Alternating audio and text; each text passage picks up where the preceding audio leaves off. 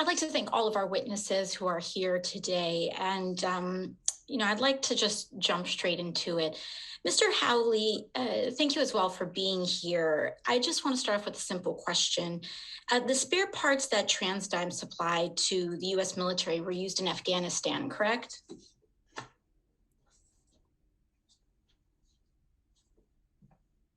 Mr. Howley? Excuse me, I was muted. I don't know the answer, but I would presume probably. Well, TransDigm has supplied the U.S. military with spare parts for aircraft, such as the AH-64 Apache, the C-17 Globemaster III, the F-16 Fighting Falcon, and the CH-47 Chinook, correct? I believe so. I don't know that whole list, but well, each of those aircraft were used in Afghanistan. Now, TransDigm is the sole supplier for many of the spare parts that the Pentagon needs for these aircrafts. In other words, there is no question that the spare parts that TransDigm supplied to the U.S. military were used in Afghanistan. So, Mr. Howley, it does seem like the war in Afghanistan was a boon for TransDigm, correct? I don't know the answer to that. You don't know. Well, I have some numbers here to give us an idea. According to the Wall Street Journal, since 2001, military outsourcing has pushed Pentagon spending to about $14 trillion. That's 12 zeros.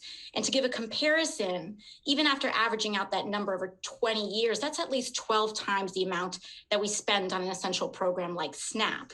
And in essence, really, the United States and the U.S. government hid the real price tag of our war in Afghanistan in contracts with private companies like yours. According to Ms. Heidi Peltier at Brown University's Costs of War program, the U.S. military's reliance on contractors has led to the rise in a camo economy, in which the U.S. government camouflages the costs of war that might reduce public support for it. So $14 trillion were handed over to private industry, companies like TransDigm, but also Lockheed Martin, Raytheon, and Boeing, without real transparency with the American public. So, Mr. Howley, was there a net negative to TransDigm's bottom line, or has it been a net negative to TransDigm's bottom line that the war in Afghanistan has ended? I don't know the answer to that. I don't know where the total defense spending has gone. I think it's probably still stayed about flat. I just don't know the answer. Okay, so as the executive chairman of TransDigm, you're not sure about the financial impact of military contracting with respect to Afghanistan with your company, despite the fact that it was one of the sole suppliers of many of the military supplies and contracts that they were using? No, what I said is I am not sure specifically what the impact of the cessation of the fighting in Afghanistan was on the total buys that we got from the government. I just don't know how to parse that out. And you don't have like a general idea, even if it's not a specific number? I think that our defense business has been roughly flat, I believe, but I don't know the exact number. Okay. Mr. Howley, what was your compensation in 2020? It's a public number, so you probably have it. I'm not looking at it. I think it was 68 million or thereabouts.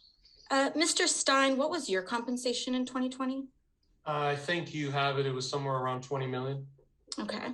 And TransDigm, it does seem that in 2020, TransDigm did lay off its employees during this time as well. The company fired about 30% of its workforce in order to maintain a revenue stream. Is that correct?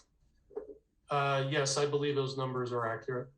And even while the government paid TransDigm $1.5 billion in cash as part of a pandemic debt buyback program to prevent precisely those layoffs from occurring, you took home a total of $90 million in compensation during that time, more than the compensation of chief executives of Lockheed Martin, Boeing, and Raytheon combined. So let's talk about what contributed exactly to such exorbitant compensation. Now, TransDigm sells a part called a linear actuating cap. It's used in the Eagle F-15 and the Stratolifter C-135. It cost the company only $135 to produce. Now, Mr. Stein, how much did TransDigm charge the Pentagon for this $135 part?